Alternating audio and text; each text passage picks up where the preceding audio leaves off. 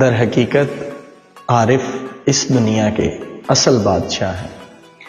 عارف کہتے کس کو ہیں؟ عارف کہتے ہیں پہچان رکھنے والے کو، واقفیت رکھنے والے کو۔ ناظرین، کیا ہمیں ہمارے مقام کا پتہ ہے؟ کیا ہمیں ہماری پہچان ہے؟ ہم کون ہیں؟ آئیں قرآن سے پوچھتے ہیں ہم کون ہیں۔ اللہ سبحانہ و تعالی سورہ بقرہ آیت نمبر 30 میں ارشاد فرماتا ہے، میں زمین میں اپنا نائب بھیجنے والا ہوں۔ نائب کس کو کہتے ہیں؟ نائب اس شخص کو کہتے ہیں جو اس کا کام کرے۔ تو آئیں اگر ہم سب اپنے گریبانوں میں جھانک کر دیکھیں تو کیا ہم اس کا کام کر رہے ہیں؟ کیا ہم اس کا پرچار کر رہے ہیں؟ کیا ہم اس کی تبلیغ کر رہے ہیں؟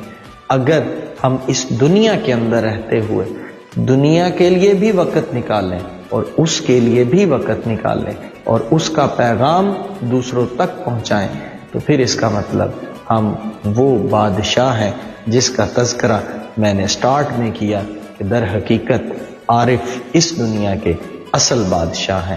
اب فیصلہ آپ نے کرنا ہے، آپ نے بادشاہ بننا ہے یا نہیں بننا۔